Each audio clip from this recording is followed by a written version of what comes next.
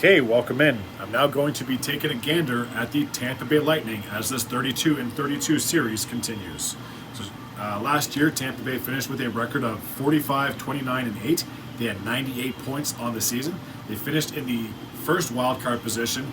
They played their state rival in Florida, and unfortunately, they got bounced in 5 games. So, 2 consecutive years where the Tampa Bay Lightning have not made it out of the first round. There's a lot of questions with this team moving forward. Can they get back to as being as dominant as they were between 2020 and 2022 when they made the finals every single season? Or is this the start of a new thing where Tampa Bay could be fading away and not be considered cup contenders? There's honestly only one way to find out. It's going to see how they do with this upcoming season. So as I do with all the team reviews, I take a look at the contracts to see who's still there and who may have signed or been traded to another team. So starting with Mitchell Chaffee, I believe is how you pronounce his name. I'm going to take a little gander, and he has signed a 1-year deal, I believe, because it doesn't expire until next season. So he is under contract for the 2024-2025 campaign. Brent Seabrook's contract was traded from Chicago to Tampa Bay. He hasn't played since like the 2018 or 2019 season, so it's been quite a while. And him being 38, 39 years old, he's obviously never going to step back on the ice. But his contract just expired this past year, so at least that's off the books when it comes to the Tampa Bay Lightning.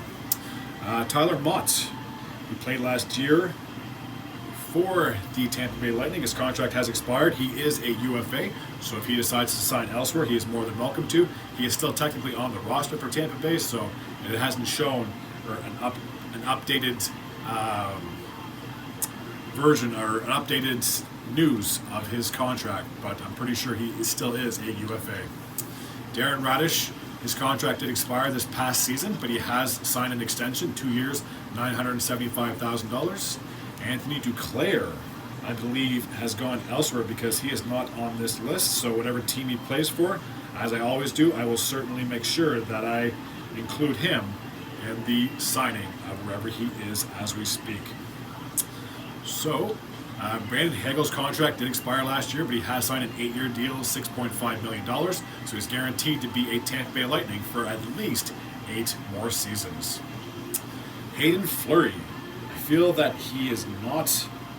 Oh, no, he is still on TC. He is still technically on the Tampa Bay roster, but I'm pretty sure he is a UFA, so if he decides he wants to sign elsewhere, he is more than welcome to. Calvin DeHaan. Take a look on this list before I make any assumptions, but I don't see him here, so I'm pretty sure he has left, and I guarantee he has signed with another team. Emil Martinson Lilleberg, if I pronounced that name correctly, his contract did expire this past season, so he still is a RFA, I do believe, because he's only 22 or 23 years old.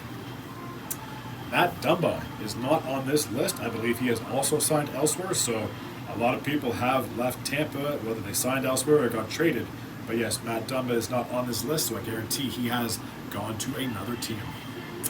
Austin Watson's contract did expire this past year, and again, nothing new when it comes to contract negotiations. 31, 32 years old, he's definitely a bottom 6 kind of guy. He definitely can play on the edge. I mean, he is a grinder, that's why it says GRN under his player type. So definitely a physical guy, and I'm sure wherever he wants to sign, they'll be more than happy to have him there. Now the biggest news, Steven Stamkos is no longer a member of the Tampa Bay Lightning. This absolutely blows my mind. He spent his last 16 seasons, I believe, in Tampa Bay. I'm pretty sure they said he was captain for the last 10 years. He's a fantastic player. It's not like he's dwindling. He had 40 goals just this past season. So it's not like he's fading away and he's turning into a middle of the pack player or like a third line center or a third line player. No, he can play on the top wing if he wants, which he has done this past couple of seasons, or he can play at the center role. So this guy can play any position really on the ice, but unfortunately they've not come to terms with Steven Stamkos, and it's crazy because the contract he was offered and signed with Nashville, I believe it was 4 years and $8 million per, is the same contract that they ended up giving to Victor Hedman. So they spent the exact same money on a defenseman rather than the face of their franchise. Pretty unreal. And Michael Eastmont's contract doesn't expire until next season, so you don't have to worry about him until at least one more year. Matt Tompkins, I don't think he was a regular backup. I just think Johansson was hurt. He was the backup to Vasilevsky in the postseason, so that's why he's on this roster. He's coming into the last year of his contract.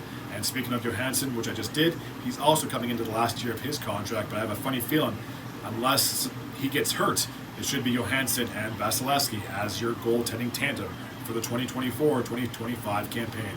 And speaking of Vasilevsky, he has 4 years left to go on his deal.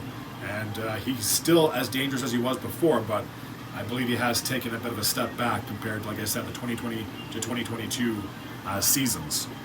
All right, that takes care of this recap of as this 32 and 32 series continues. I feel like I probably mumbled my words too much, so I better end this video before I mumble even more. But as always, if you're new to this channel and you like this type of content, feel free to hit the sub button. I'd be very grateful and very appreciative. Until next time, and as always, take care.